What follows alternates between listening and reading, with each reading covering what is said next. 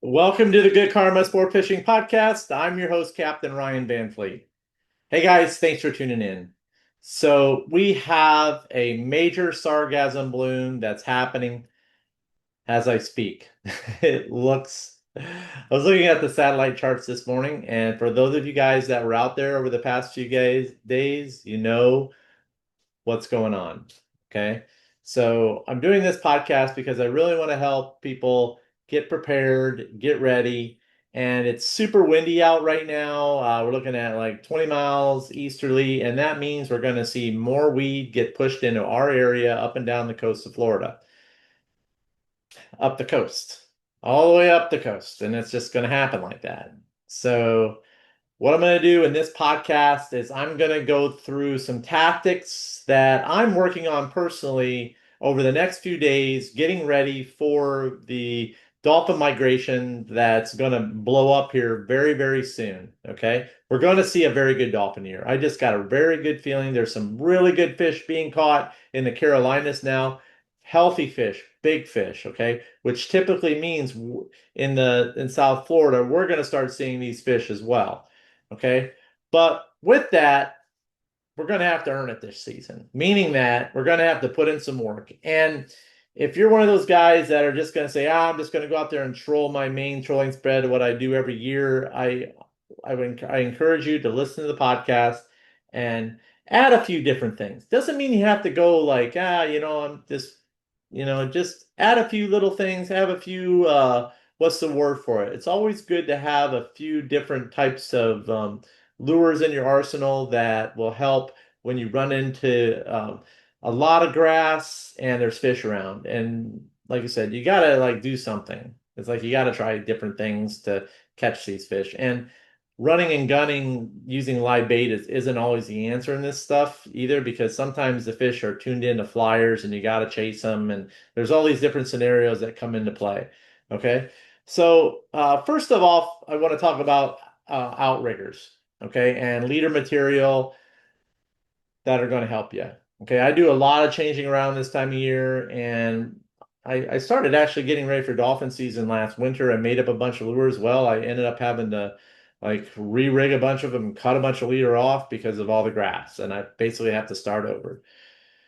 So outriggers are your friend.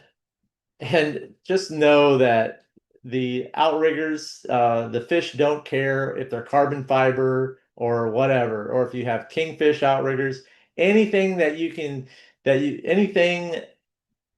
that you can do to get those rods high up, okay? Even if that means having like somebody on your boat holding that rod way up high. It's just one of those things. So I actually prefer to use kingfish riggers when I'm in fish. I feel that outriggers slow me down, so I prefer kingfish riggers, or I have people hold the rod when we're on good fishing. So that way we can shake the weed off. I don't really like to use my outriggers when I'm on hot fishing. I prefer, like I said, I like to use the kingfish riggers, and that really keeps the baits where they need to be. And that's when I'm on a really good bite. So kingfish riggers, I do prefer them. And you guys can have those installed on your boat. You just have to Google it and all that other good stuff, and you can figure it out. But anyways, that'll keep those baits running high. Now when it comes to leaders, I said I had to redo a whole bunch of leaders. I had to cut back my leader length. I like to keep my leaders between 3 to 5 feet. Okay, 3 to 5 feet. And also too, I prefer when it comes, I'm gonna go over the line that I like to use as well, because I like to use heavier hard mono. Because it just keeps it more streamlined. It catches less grass, and I'll go over that a little bit later here. But again, I cut my leader lengths down to 3 to 5 feet.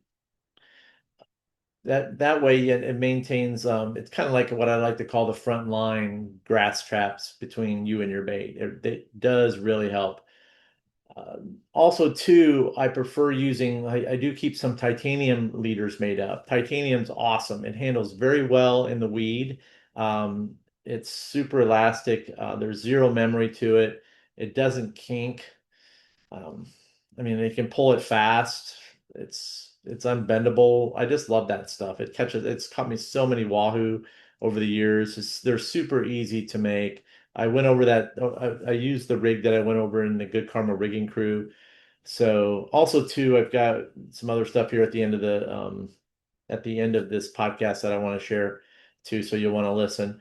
And also, like when it comes to titanium, the stuff's micro diameter advantage is amazing when it comes to grass. It pretty much the that sargassum bladders, it just can't grip onto it. It just blasts right off. So short pieces of titanium, I like 6 to 7 inches, man, 6 to 12 inches. I use a little Spro swivel, an 80 pound works great. So that's something to think about. Again, I'm going to go back to that before I move on. I want to say, okay, number one, you want to figure out how to way to get your lines elevated, whether that means you install some cheap angled kingfish riggers. You can do that by adding on portable those portable outrigger holders. They're very inexpensive compared to buying an outrigger setup. You can figure it out. There's so many different things out there right now, different tools that you can buy. Um, if you have outriggers, that's awesome. I mean, I have outriggers, but like I said, sometimes it makes more sense for me to use the kingfish riggers than it does, or to have somebody hold the rod than it does to use the outriggers. I like to keep my leader lengths at between 3 to 5 feet on my lures. Okay. Um, that helps catch less grass. If your leader length is too long, it likes to sag into the grass and catch the grass, and that can be a total pain in the ass. So, and again, I like to make up some titanium leaders as well. Now, there's a lot of guys that don't like to use ball bearing swivels and ball bearing snap swivels, and this is where like for myself, I'm kind of caught in between, but when I am dolphin fishing, I like to weaponize these ball bearing swivels to trap grass, okay? Um, Meaning that when you add a ball bearing swivel in front of a lure, that it will catch the grass. And dolphin do not give a shit about that. It will not scare those fish. Those fish live in the grass. They see all sorts of stuff. They're just going to key in on that moving bait. Those fish don't care. Those fish will eat Dorito bags. Okay, so that's my favorite one. Talking to Captain Jason Gore in North Carolina, he's like, those fish will eat a cut up Dorito bag when they're hungry, and he's true. He's right. So, uh, so. But what I like to do is I like to use this ball bearing swivel. Okay, so why does a standard ball bearing swivel it fails when a heavy duty like dual rotating ball bearing swivel um, that really will come into play. Okay. I really like the ball bearing swivels versus a standard ball bearing swivels. Those tend to fail out. So what happens is you get say for example, I personally like the ball bearing swivels. I use the Seaworks brand. They're affordable, they're high quality. They're very good. I keep those at Tavernier Creek Marina, or you can order them at through the Seaworks website. So that acts as a physical hook. It catches the loose strands of sargassum before sliding down on your leader, whether that be the titanium leader or the or your hard mono leader.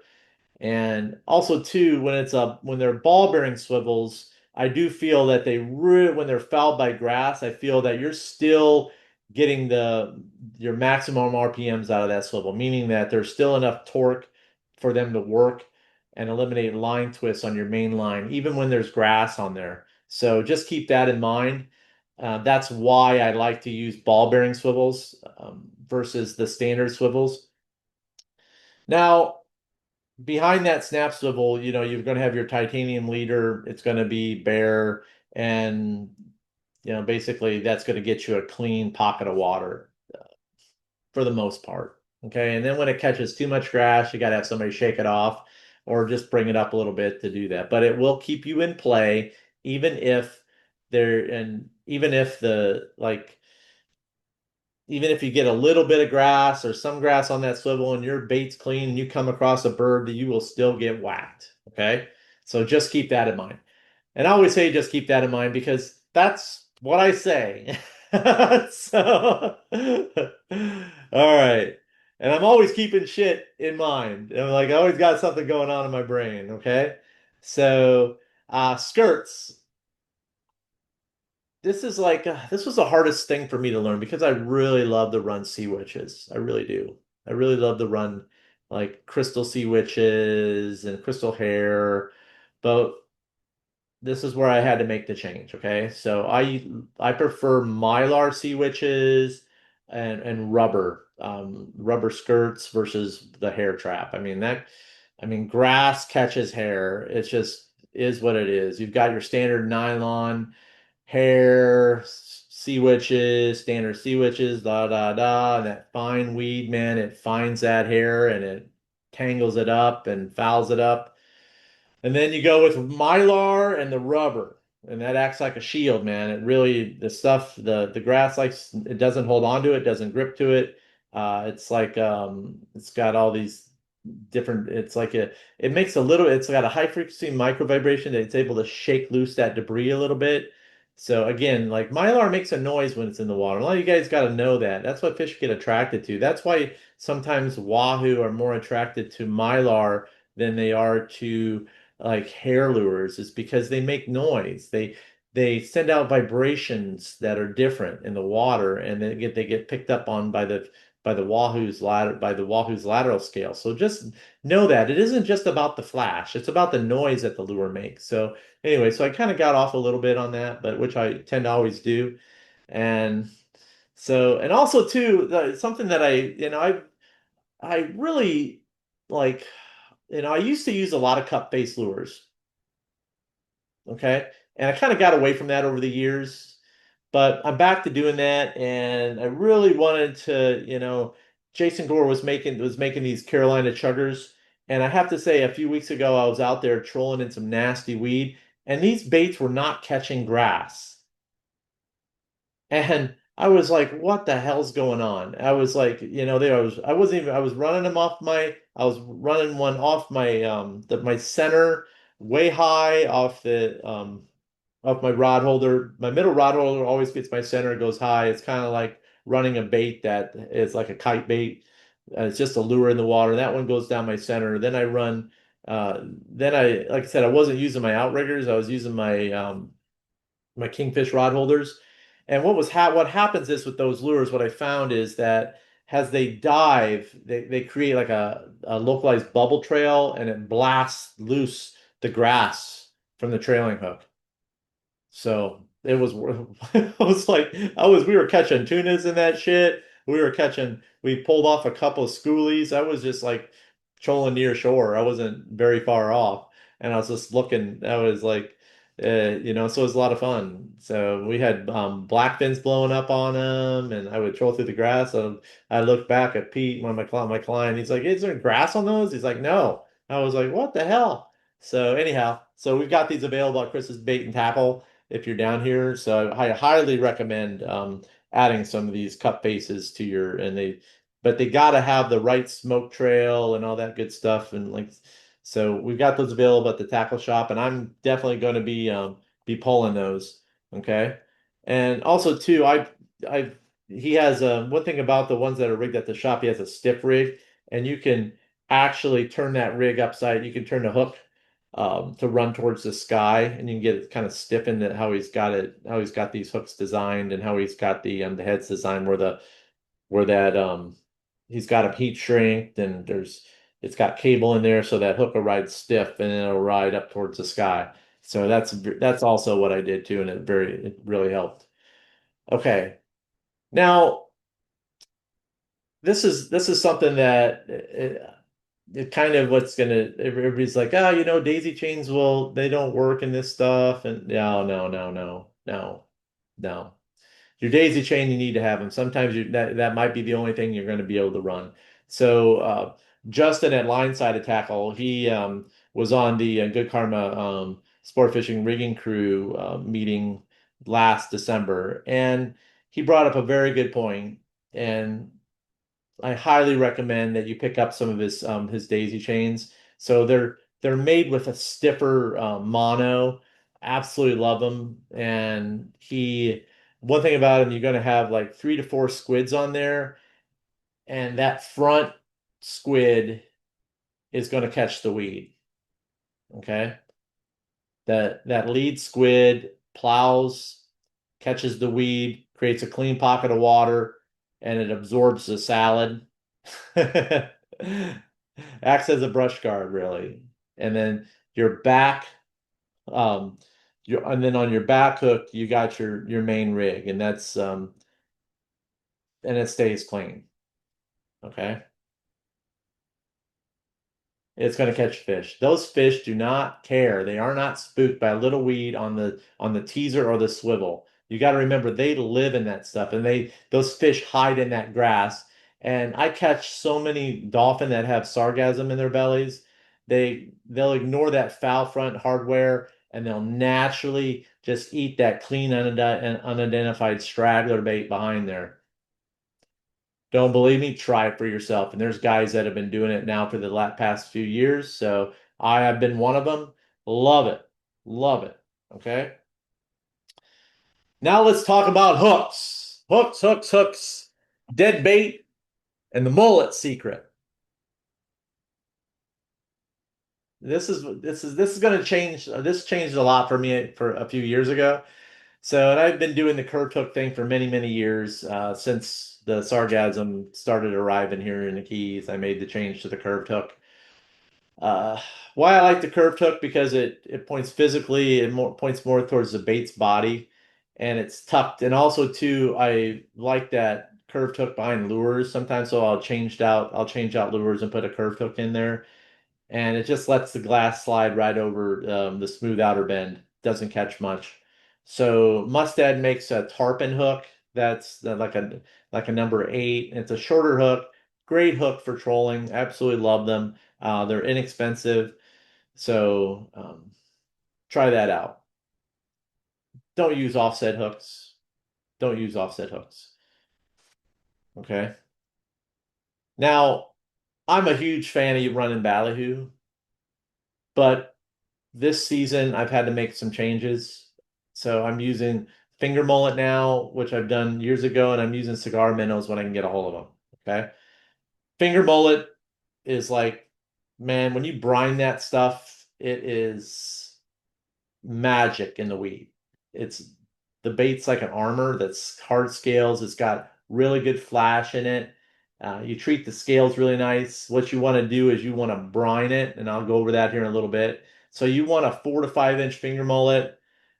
You want to kind of rounded, and what that does, and man, is it trolls amazing in the weed and looks like a flyer. Okay, when you add like a little blue color to it, or you add a little wing over the top of it, it just kicks ass. Okay, kicks ass. Now, if you're a dead bait fan, a lot of you guys aren't dead bait. There's not a lot of guys that are dead bait fans, but I love dead bait. I love to pull it. It's just me. I don't like to have a full spread of artificials because I've seen fish not eat artificials and more eat the ballyhoo. So I've seen it last season. I've seen it every year, and I'm not going to like go at it with just a full spread of artificials. So I this year I like what I'm doing right now is I'm rigging little mullets. Okay. But there's a trick here, okay? You want to make sure that your mullet is like it's built with a suit of armor. And why you want to do this, you want to make sure it can really handle that grass. I'm using the Dead Bait Solutions bait brine now. That shit is magic. Steve's like the brine master, I call him. He's like he's badass. This stuff is great. I put on everything. It's serious. Like it's like having we got this new salt at the house that we're using on our fish, and it's like a smoked salt, and it's like now I want to put it on salad. I want to put it on like I want to put it on I want to put it on asparagus. It's like stuff that I really don't like is making it taste like it gives it a little bit more to it. So anyhow, so you want to pick up some dead bait solutions bait brine, okay? And what I'm doing is I'm brining the mullet for like 12 hours before I'm even using it.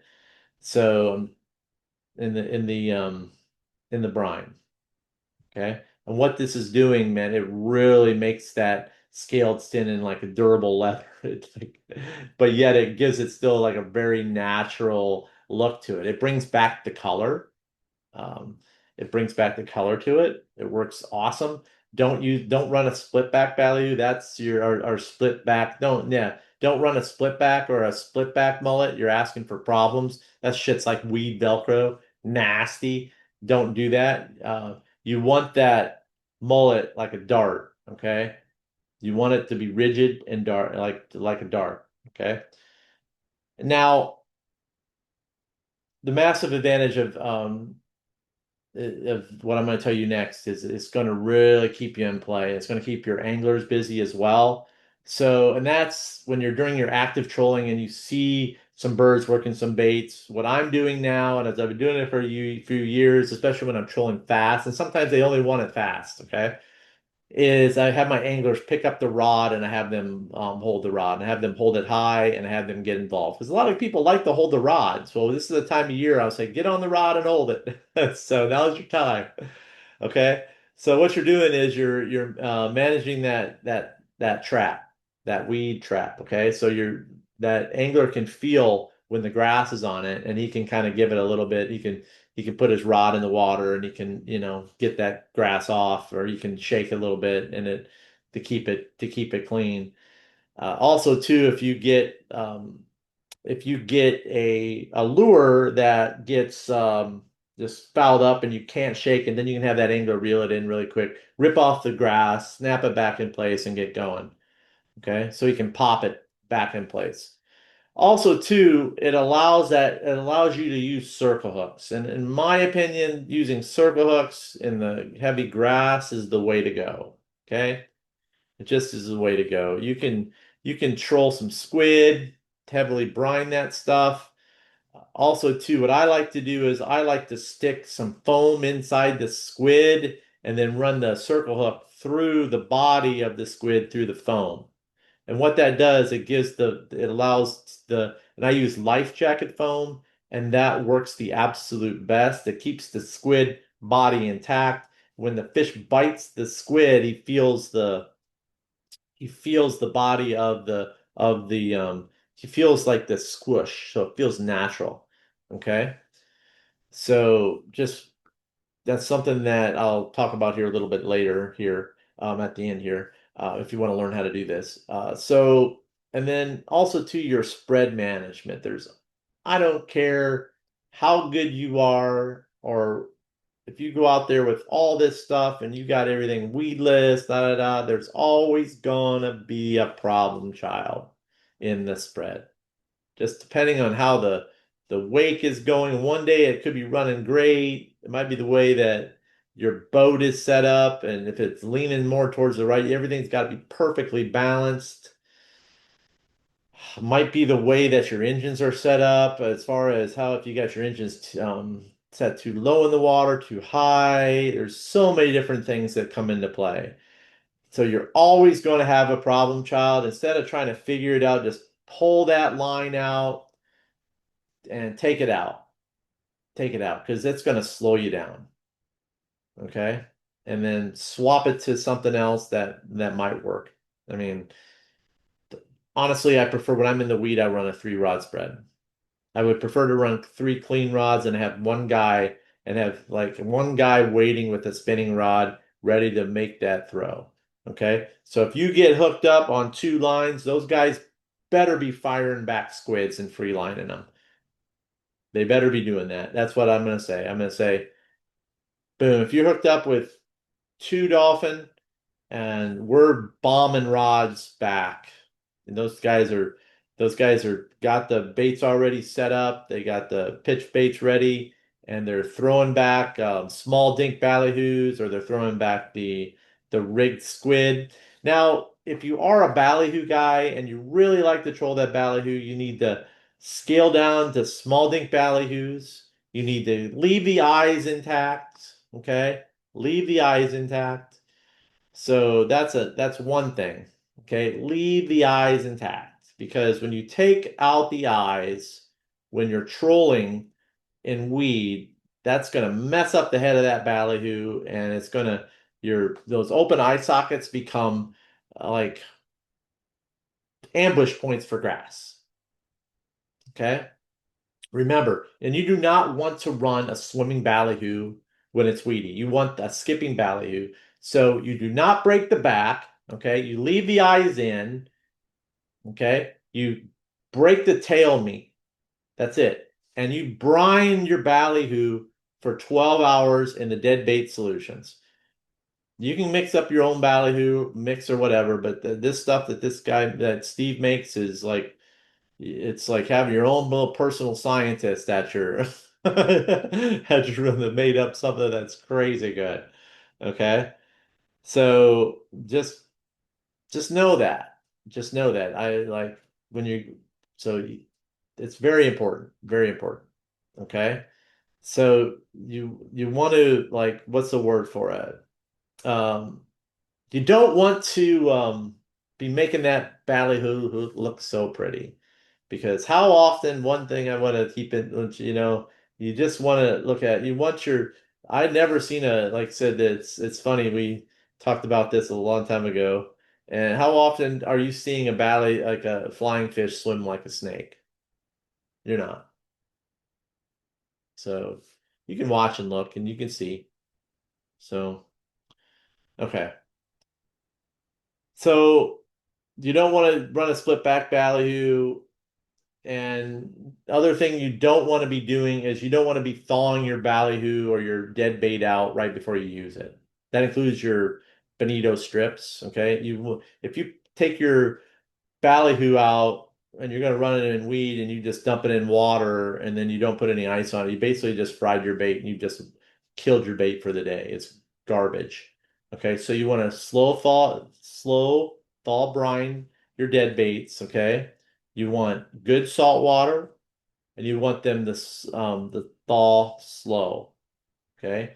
That means if you're coming into the Keys and you're like, oh, I'm at a hotel, I can't do that. Yes, you can. You can go get yourself some bay water, okay? Get yourself some salt water in a bucket, and you can put it out. You can put it in your hotel room. You can slow thaw it with ice inside, and then you're good to go. Okay? And you don't want to be jumping on your boat with all your like and thawing out the ballyhoo and say you didn't have enough time yesterday because I had to take the kids water skiing, and then you went back home and drank a whole bunch of beer, and then you expect to go out and crush dolphin the next day. Well, if those dolphin aren't there, then you kind of just screwed yourself and wasted money. It was going to be a good boat ride and hope you come across a pallet. So that's going to be the difference between you catching this season and not. Okay. Okay, yeah, it's hard love, man. It's just the way it goes. Some of you guys don't want to hear it, but it's just how it goes. Okay. Uh, so and also too, I like I said that it's so important when it comes to the when you're when you do have your anglers on the rods, you want to make sure that you're free. And I, like I said, you want to make sure that those dolphin have time to eat it because they have to turn the bait and eat it head first. Okay. So that means you give it 3 to 5 seconds, sometimes 6 seconds before you set it to strike, especially if you're using dead baits. When you're using dead baits with lures, you don't need to do that. Okay. And you want them to come up slow on setting the hook lever, and then you want them to smooth wind and that'll lock you in, okay? And if they miss it, you drop it back. Drop it back. That's why having that bait like really tough and kind of when they bite it, it feels natural. Don't poop your ballyhoo, especially if you're going to be skipping baits. Don't do it. If you do it, you're just asking for problems and a washed out bait, okay? If you properly brine your baits, you don't need to do that. Okay? Especially when you're like coming in. But if you're gonna like take your bait, throw it in a bucket of water, then rig it and yeah, somebody and then you put it in 90-degree water, you just basically fried your bait. Yep, I'm gonna say that again because that's how important it is. Okay. So that's all I got, guys. Oh, 1 second. So I talked about rigging all these baits. talked about rigging all these baits. So how do you do it? How do you do it? Well, I'm super excited to announce that we have a new course that is live now and available, and it is about baits. The name of the course is called the 9-week summer bait catching. Absolutely excited about this. Absolutely excited about this. We just launched it, uh, and it is for you guys that are wanting to come, like, learn how to catch your bait on your own. You're coming down. It's the full name of the course is called the New Bait Summer Bait 8-week intensive with the bonus Q&A. So it's 8 weeks, okay? And what am I going to cover in this? What am I going to cover? We're going to cover catching bait and management. It's going to be the first. It's going to be weeks 1 through 4. I'm going to teach you guys about the bait highway, the tides, the lunar cycles, my summer playbook as far as bait goes, predictive scouting. How do I know where I'm going to get ballyhoo? How do I know where I'm going to get other species of bait as well? What are you going to do when the bait gets picky, and some bait loophole secrets. Not going to go into that, but there are a lot of loopholes when it comes to bait secrets. Okay. Now in part 2, I'm going to talk about rigging, cutting, and presentation. And that's where I'm going to cover the weedless baits that I'm using this summer. Okay, I'm going to talk about squid. I'm going to talk about rigging the rigging mullet, hook placements for dead bait, bottom wreck, and heavy currents. We're going to see some ripping currents this summer with the heat. Watch what's going to happen. As soon as that Gulf heats up, we're going to see some ripping currents. Okay, and that's going to change the game when it comes to bottom fishing. And also, too, I'm going to go through the art of the cut and some new mutton snapper scents that I've developed that I've not talked about. Okay, I've not talked about these in the past, and so I'm super excited to teach these. Also, to troubleshooting the summer bite. Okay, that means adjusting presentations for pressure, what's working and what's not. Okay, so there's going to be certain times a year when certain baits are not going to work, and then you're going to be like, oh, they're not biting. Well, there's other baits that work. So, and that's what we're going to cover in the new course. Again, there's going to be 2 parts. Part 1, catching and management, is going to be weeks 1 through 4, and part 2 will be rigging, cutting, and presentation. And this is the only time of year that I have to do videos for rigging, okay? Because I am going to be, I've got a lot of, I'm going to be doing a lot of rigging for dolphin trips, a lot of rigging for bottom fishing trips, rigs that I don't typically use in the winter, I'm using now. So, because there is a difference. So you're going to get to see those in a video format. So and you'll have those again. So if you'd like to be, get involved, the you can go to goodkarmafishingtackle.com, and we have it at early bird at the early bird right now. The actual lesson starts 5/26. That's when the first lesson gets emailed out. Super stoked. And then the Q&A bonus will be on July 21st. That's a live on Zoom Q&A via chat. And as you guys know, you get a lot of good nuggets in that Q&A. Super stoked. Okay, that's all I got, guys. And if you're looking to book a charter with me for this summer, you can email me at goodkarmaryan@gmail.com, or you can send me a text at 305-619-2126. And yeah, that's it. And remember, anytime you're fishing, it's all good. Oh, and you will get a Google questionnaire that will be mailed out to you when you sign up for the course. Okay? And those of you guys that have participated in the courses before know that getting that Google questionnaire is awesome, because I like to build what you guys want into the course. All good.